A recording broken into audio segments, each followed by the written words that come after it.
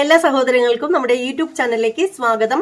വീഡിയോയിലേക്ക് പോകുന്നതിന് മുമ്പ് നമ്മുടെ ചാനൽ ഇതുവരെ സബ്സ്ക്രൈബ് ചെയ്തിട്ടില്ലാത്ത ആളുകളൊക്കെ ഉണ്ടെങ്കിൽ ഒന്ന് സബ്സ്ക്രൈബ് ചെയ്ത് സപ്പോർട്ട് ചെയ്തേക്കണേ. അതുപോലെ തന്നെ ഹൈപ്പ് ഉണ്ടെങ്കിൽ ഹൈപ്പ് കൂടെ തരണം കേട്ടോ. അപ്പോൾ നമ്മൾ ഇന്ന് പറയാൻ പോകുന്ന ഒരു വിഷയം എന്ന് വെച്ചാൽ നമ്മുടെ ദിലീപിന്റെ ആ ഒരു കേസാണ്. ആ ഒരു കേസിൽ ഒരുപാട് ആളുകൾ, അതായത് നമ്മുടെ പേട്ടൻ ഫാൻസ് ഒക്കെ കിടന്ന് തുള്ളി തിമർക്കുന്നതൊക്കെ നമ്മൾ കാണുന്നു.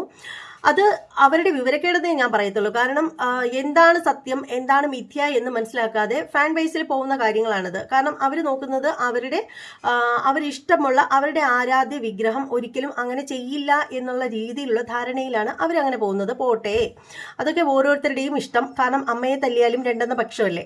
അപ്പോൾ പക്ഷേ ഈ പറയുന്ന ഞാൻ വലിയ ബുദ്ധിജീവിയാണ്, ഞാനല്ലാതെ മറ്റാർക്കും ഒന്നും അറിയില്ല, ഞാനാണ് എല്ലാം തികഞ്ഞവൻ, എല്ലാം എൻ്റെ നിരീക്ഷണത്തിലാണ് എന്നൊക്കെ പറഞ്ഞിട്ട് സ്വയം പൊങ്ങിയായിട്ടുള്ള ഒരു മനുഷ്യനെ നമുക്ക് എല്ലാവർക്കും അറിയാവുന്നതാണ്. അതായത് ഓപ്പറേഷൻ സിന്ദൂറിന്റെ ഭാഗമായിട്ട് ഒരു ഇഷ്യൂസ് ഉണ്ടാവുകയും പിന്നീട് ഇന്ത്യ കോംപ്രമൈസിന് തയ്യാറാവുകയും ചെയ്തൊരു സാഹചര്യം നമുക്ക് എല്ലാവർക്കും ഉണ്ടായിരുന്നു. ആ ഒരു സാഹചര്യത്തിൽ പോലും വന്നിട്ട് താനാണ് വലിയ ആള്, തനിക്കാണ് എല്ലാം അറിയാവുന്നത്, താൻ വിചാരിക്കുന്നിടത്തെ എല്ലാം നിൽക്കൂ, അല്ലെങ്കിൽ താൻ ചിന്തിക്കുന്നതാണ് ഏറ്റവും വലിയ ശരി, ബാക്കിയുള്ളവരെല്ലാവരും വെറും മണ്ടന്മാരാണ് എന്ന് കരുതുന്ന ബുദ്ധിജീവി എന്ന് സ്വയം വിശേഷിപ്പിക്കുന്ന ഒരു മാന്യ വ്യക്തി ആണ് നമ്മുടെ അഖിൽ മാരാർ എന്ന് പറയാതിരിക്കാൻ നിവർത്തിയില്ല.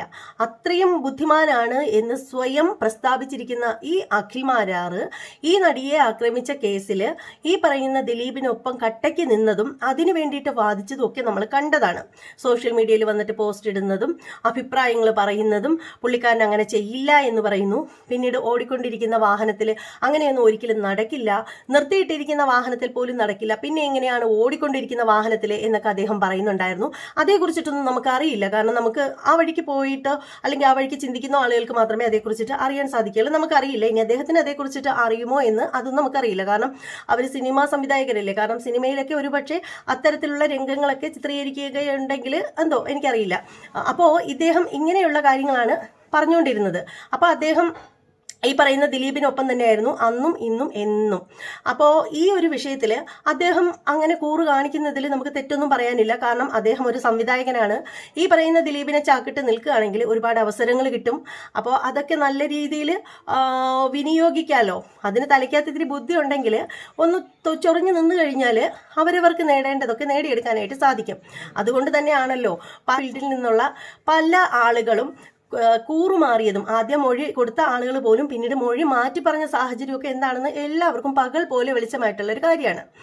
അപ്പോൾ ഇവിടെ പറയേണ്ട ഒരു കാര്യം എന്ന് വെച്ചാൽ ഇതുപോലെ തന്നെയാണ് നമ്മുടെ പ്രിയങ്ക വന്നിരുന്ന് പറയുന്ന ചില ഡയലോഗുകളുണ്ട്. അപ്പോൾ അതായത് പ്രിയങ്ക പറയുന്നത് എന്താണെന്ന് വെച്ചാൽ പ്രതികളെ ശിക്ഷിച്ചല്ലോ, അതായത് അൾസർ സുനി ഉൾപ്പെടെയുള്ള പ്രതികളെ ശിക്ഷിക്കപ്പെട്ടില്ലേ, പിന്നെ എന്താണ് ശിക്ഷിക്കപ്പെടേണ്ടത്? അതായത് ദിലീപിനെ ശിക്ഷിക്കപ്പെട്ട് കഴിഞ്ഞാലേ മറ്റുള്ളവർക്ക് ആവുകയുള്ളോ? തെറ്റ് ചെയ്ത ബാക്കിയുള്ള എല്ലാ പ്രതികളെയും ശിക്ഷിച്ചില്ലേ? പൾസർ സുനി ശിക്ഷിക്കപ്പെട്ടതിന് വലിയ കാര്യമാണ് എന്നുള്ള രീതിയിലൊക്കെയാണ് ഈ പുള്ളിക്കാരത്തിയൊക്കെ പറയുന്നത്. അപ്പോൾ ആദ്യം ഈ പുള്ളിക്കാരത്തിക്ക് ശരിക്കും ബുദ്ധി ഇല്ലാത്തതാണോ അത് ഞാനൊരു പൊട്ടിയാണെന്ന് അഭിനയിക്കുന്നതാണോ എന്ന് മനസ്സിലാവുന്നില്ല. കാര്യം എന്താണെന്ന് വെച്ചാൽ പൾസർ സുനി ഉൾപ്പെടെയുള്ള കുറ്റകൃത്യം ചെയ്തു എന്ന് ബോധ്യമുള്ള ആളുകളെ ശിക്ഷിച്ചു എന്നും അവർ പറയുന്നു. ഓക്കെ, ശിക്ഷിച്ചു. പക്ഷേ ഇത് ഒരു കൊട്ടേഷൻ ആണെന്നും കൊട്ടേഷനിലുള്ള ആളുകളെയാണ് ശിക്ഷിച്ചത് എന്നുള്ള കാര്യവും എല്ലാവർക്കും അറിയാവുന്ന കാര്യമാണ്. കൊച്ചു കുട്ടികൾക്ക് വരെ അറിയാവുന്ന ഒരു കാര്യമാണ്. അപ്പോൾ ഈ കൊട്ടേഷൻ കൊടുത്തത് ആരാണ് എന്ന് ചോദിച്ചു കഴിഞ്ഞാൽ അതിനൊരു മറുപടി വേണ്ടേ പ്രിയങ്ക അമ്മച്ചി? അതിനൊരു മറുപടി വേണ്ടേ? എല്ലാത്തിനും മറുപടി വേണം. എന്നാൽ മാത്രമേ അതിജീവിതയ്ക്ക് പൂർണ്ണമായിട്ടും നീതി ലഭിച്ചു എന്ന് നമുക്ക് മനസ്സിലാക്കാൻ സാധിക്കത്തുള്ളൂ. ശരിക്കും ഈ പറയുന്ന പ്രിയങ്കയ്ക്കും ഈ പറയുന്ന അഖിൽമാരാർക്ക്, സ്വയം ബുദ്ധിജീവി എന്ന് കരുതുന്ന അഖിൽമാരാർക്കും ഈ പറയുന്ന ഒരു കൊച്ചു കുട്ടിക്ക് ഉള്ള വിവരം പോലും ഇല്ല എന്ന് പറയാതിരിക്കാൻ നിവർത്തിയില്ല. കാരണം 7ാം ക്ലാസ്സിൽ പഠിക്കുന്ന ഒരു കൊച്ചു കുട്ടിയുടെ വാക്കുകൾ ഈ ഒരു വിഷയത്തിൽ, നടിയെ ആക്രമിച്ച കേസിൽ ആ കുട്ടി പറയുന്ന വാക്കുകൾ നിങ്ങളൊന്ന് കേട്ട് നോക്കൂ. അപ്പം നിങ്ങൾക്ക് മനസ്സിലാവും നിങ്ങളൊക്കെ അരിയാഹാരം കഴിക്കുന്നതാണോ അത് വേറെ വല്ലതുമാണോ കഴിക്കുന്നത് എന്നൊന്നും നമുക്കറിയില്ല. എന്തായാലും ഈ കുട്ടിക്കുള്ള ആ ഒരു സാമൂഹിക ബോധം പോലും നിങ്ങൾക്കൊന്നും ഇല്ലാതായി പോയല്ലോ. നിങ്ങളുടെയൊക്കെ തലയിൽ സെപ്റ്റിക് ടാങ്ക് ആണോ എന്ന് ചോദിക്കേണ്ടി വരുന്നതിൽ വളരെയധികം വേദനയുണ്ട്. എന്തായാലും നമുക്ക് ആ കുട്ടി പറയുന്ന കേട്ടിട്ട് വരാം.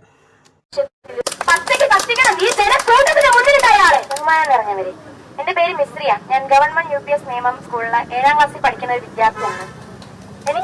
എന്ത് പറഞ്ഞ് തുടങ്ങണം എന്നറിയില്ല. പക്ഷെ ഇത്രയും പേരുടെ പറഞ്ഞപ്പോൾ എന്റെ ഉള്ളിൽ തോന്നിയത് കൂടി എനിക്ക് നിങ്ങളുമായി പങ്കുവയ്ക്കാൻ ആഗ്രഹം. ഇന്ന് രാവിലെ ഉറക്കമാണ്. ഇന്ന് രാവിലെ എന്റെ അച്ഛൻ എല്ലാ ദിവസവും രാവിലെ നമ്മൾ പത്രം വായിക്കണം, ഇല്ലെങ്കിൽ ഭയങ്കര ടെൻഷനും ദേഷ്യമാകും. രാവിലെ ഇരിക്കുമ്പോൾ തന്നെ കയറ്റി തട്ടേക്കോട് പത്രം എടുക്കാൻ. ഇന്നും അതുപോലെ പോയി എടുത്ത് കുറച്ച് സമയം കാണുമ്പോൾ അച്ഛൻ്റെ മുഖത്ത് വല്ലാത്തൊരു ദേഷ്യം. എന്നിട്ട് അച്ഛൻ സ്വയം പറയുവാണ്, ഇയാളെയൊക്കെ എങ്ങനെ വെറുതെ ഇടാൻ തോന്നുന്നു. എനിക്കൊന്നും മനസ്സിലായി. അതുപോലെ തന്നെ അമ്മ ഞാൻ അച്ഛനോട് ചോദിച്ചു, എന്ത് പറ്റി ഭയങ്കര ദേഷ്യത്തില് പാർട്ടിയുള്ളോ കുട്ടിയോ പാർട്ടിക്കാരനാണ്. സോ അങ്ങനെ ചോദിച്ചപ്പോൾ അച്ഛൻ പറയുന്നത് അതല്ല ദിലീപിനാ വെറുതെ. എനിക്ക് കാര്യം അറിയാം, പക്ഷേ എനിക്ക് അച്ഛൻ എന്തുകൊണ്ട് ദേഷ്യപ്പെട്ടു എന്നൊരു അർത്ഥം മനസ്സിലായില്ല. ഞാൻ അച്ഛനോട് വീണ്ടും ചോദിച്ചു, ദിലീപ് രക്ഷപ്പെട്ടോ, എന്തോ പറ്റി എന്ന് ചോദിച്ചു. അപ്പോൾ അച്ഛൻ പറഞ്ഞു, പത്രത്തിൽ ന്യൂസ് വന്നു, 6 പേരെയും ശിക്ഷിച്ചു, എന്നിട്ട് എന്തുകൊണ്ട് ദിലീപിനെ ശിക്ഷിച്ചില്ല. അതാണ് ചോദ്യം, അതാണ് എന്റെയും ചോദ്യം. ദിലീപിനെ ശിക്ഷിച്ചില്ല, എന്നാൽ ബാക്കി കൂടെ ഉണ്ടായിരുന്ന 6 പേരെയും ശിക്ഷിച്ചു. എന്തിനാണ് ചെയ്തത്? ജനങ്ങളുടെ കണ്ണിൽ പൊടി വാരിയിടാനോ അതോ 6 പേരെ ശിക്ഷിച്ചു എന്ന് ആ ഒരു സംഘടനയ്ക്ക് വീമ്പ് മുഴക്കാനോ?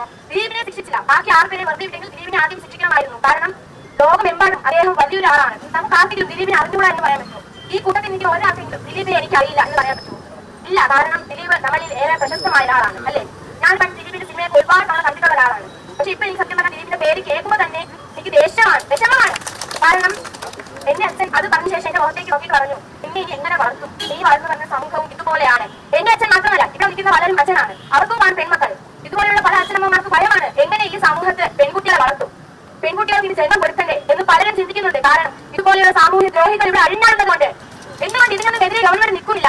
ദിലീപിന് പണമുള്ളത് കൊണ്ടോ? അതുപോലെ അദ്ദേഹം സിനിമ നടനാണെന്നുണ്ടോ? അദ്ദേഹം എന്നൊരു വാക്കിന്റെ അർത്ഥം അത് ദിലീപിന് ഒരിക്കലും ചേരില്ല. കാരണം അദ്ദേഹം എന്ന് ബഹുമാനത്തോടെ സ്നേഹത്തോടെ നമ്മൾ ഒരാൾ വിളിക്കുന്നതാണ്. ദിലീപിനെ പോലെ ഇനി എത്ര പേർ ഈ നാട്ടിൽ ഇനിയും വരും? ഒരിക്കലും ഒരു പെൺകുട്ടിക്ക് ഇപ്പൊ എല്ലാവരും പറയുന്നത് പെൺകുട്ടികൾക്ക് ഇറങ്ങി നടക്കാം, കുഴപ്പമില്ല. പക്ഷേ പലയിടത്തും പെൺകുട്ടികളെ വീണ്ടും മറച്ചിട്ടിരിക്കുകയാണ്. എന്തുകൊണ്ട്? മാതാപിതാക്കൾക്ക് ഭയമാണ് പെൺകുട്ടികളെ പുറത്തിറക്കാൻ. ഇനി അവൾ പുറത്തിറങ്ങുന്ന അവളുടെ ചുറ്റും എത്ര പേർ ദിലീപിനെ പോലെ എത്ര പേർ വരുമെന്ന്. സിനിമ നടനാക്കുമ്പോൾ അപമാനമാണ് ദിലീപ്. എന്റെ സുഹൃത്തുക്കളെ ദിലീപിനെ കുറിച്ച് പറയുമ്പോൾ 100 ആളാണ്, എനിക്ക് 100 ആളാണ്. കാരണം നമ്മൾ ഏറെ സ്നേഹിക്കുന്ന ഒരു സിനിമ നടനൊക്കെ ആയിരിക്കണം ദിലീപ് ഇതുവരെ. പക്ഷെ ഇപ്പോൾ എനിക്ക് എന്നോട് തന്നെ കുറ്റവും ലജ്ജവും തോന്നുന്നു. ഇത്രയും അദ്ദേഹത്തിന് അയാളുടെ സിനിമ കണ്ടത്. കാരണം അയാളുടെ സിനിമയിൽ എത്ര നല്ല റോളാണ് അയാൾ അഭിനയിച്ചത്. അതിനേക്കാൾ 1 മാസമായിട്ട് അയാൾ ജീവിതത്തിൽ പ്രകടമാകുന്നത് നോക്കുമ്പോൾ അദ്ദേഹത്തെ നത്തിപ്പൊളിക്കാനോ ദേഷ്യമാണ് എനിക്ക്. എല്ലാവരോടും ഇതുപോലെ ഒരു സാമൂഹ്യ ദ്രോഹിയെ ഇനി വെച്ചോണ്ടിരിക്കുന്നതെന്നും കേന്ദ്രത്തിനോടായി ആവശ്യപ്പെട്ടുകൊണ്ട് നന്ദി, നമസ്കാരം. ഇതാണ് ഇന്നത്തെ സമൂഹത്തിലെ കുട്ടികൾ. അവർക്ക് ആരെയും താങ്ങി സംസാരിക്കേണ്ട കാര്യമൊന്നുമില്ല. അവർക്ക് എന്തെങ്കിലും പറയാനുണ്ടെങ്കിൽ അവർ പച്ചയ്ക്ക് വിളിച്ച് പറയും. കാര്യം എന്താണെന്ന് വെച്ചാൽ അവർക്ക് ആരുടെയും ഒരു പ്രീതിയുടെയും ആവശ്യമില്ല. പ്രത്യേകിച്ചും സിനിമാ ഫീൽഡിൽ ആരെയും അവർക്ക് സപ്പോർട്ട് ചെയ്ത് നിന്ന് ലാഭം കൊയ്യേണ്ട ഒരാവശ്യമില്ല. അതുകൊണ്ട് തന്നെയാണ് അവർക്ക് പറയാനുള്ള കാര്യങ്ങൾ അവർ ഇതുപോലെ വിളിച്ച് പറയാനുള്ള ചങ്കൂറ്റം കാണിക്കുന്നത്. ഇത് കേൾക്കുമ്പോൾ ചിലരെങ്കിലും ചിന്തിക്കുന്നുണ്ടാവും, ഓ അതാരെങ്കിലും എഴുതി കൊടുത്ത് പറഞ്ഞതായിരിക്കും എന്ന്. ആര് എഴുതി കൊടുത്ത് പറഞ്ഞതാണെങ്കിലും അത് പറയുമ്പോൾ ആ ഒരു കുട്ടിയുടെ കണ്ണുകളിലുള്ള ആ ഒരു തിളക്കം, വാക്കുകളിലുള്ള ആ ഒരു മൂർച്ചയുണ്ടല്ലോ, അതാണ് ഇതുപോലെയുള്ള കുറേ എണ്ണത്തിന് ഇല്ലാതെ പോയതും. എന്തായാലും ഞങ്ങൾ അതിജീവിതയ്ക്കൊപ്പമാണ് എന്ന് പറയുമ്പോഴും പേട്ടനെ മാത്രം സപ്പോർട്ട് ചെയ്ത് അതിജീവിതയ്ക്ക് ഒപ്പം എന്ന് പറയുന്ന ആളുകളെക്കാൾ ഭേദമാണെന്ന് എനിക്ക് തോന്നുന്നു ഈ പറയുന്ന അഖിൽമാരാരും പ്രിയങ്കയൊക്കെ. അവർ പച്ചയ്ക്ക് പറയുന്നുണ്ട് അതിജീവിതയ്ക്ക് അവരർഹിക്കുന്ന ശിക്ഷ കിട്ടി, പക്ഷെ പേട്ടനെ ശിക്ഷിക്കാത്തതിലാണ് ജനങ്ങൾ ഇതുപോലെ കുറ്റം പറയുന്നതെന്ന് പറയുകയാണ് ഇവർ പറഞ്ഞുകൊണ്ടിരിക്കുന്നത്. കാരണം ആരാണ് കൊട്ടേഷൻ കൊടുത്തത് എന്നൊരു വാക്കിന് ക്ലാരിറ്റി ഇല്ലാത്തതിന്റെ പേരിൽ തന്നെയാണ് പേട്ടൻ എപ്പോഴും നോട്ടപ്പുള്ളിയായിട്ടിരിക്കുന്നത്, അല്ലാതെ മറ്റൊന്നുകൊണ്ടുമല്ല. അത് പറയാതിരിക്കാൻ നിവൃത്തിയില്ല. അപ്പോൾ എന്തായാലും കൂടുതലായിട്ട് ഒന്നും പറയാനില്ല. എന്തായാലും ഇതുപോലെയുള്ള ചുണ കുട്ടികളെയാണ് നമ്മുടെ രാജ്യത്തിന് ആവശ്യം. നേരും നെറുകേടും എവിടെ കണ്ടു കഴിഞ്ഞാലും നഖശിഖാന്തം എതിർക്കുന്ന ചുണ കുട്ടികളെ. അപ്പോൾ ഇത് കൂടുതലായിട്ട് ഒന്നും പറയാനില്ല. ആ കുട്ടിക്ക് അഭിനന്ദനങ്ങൾ അറിയിക്കുകയാണ്. മറ്റൊരു വീഡിയോ ആയിട്ട് കാണാം. അതുവരെ എല്ലാവർക്കും ബൈ.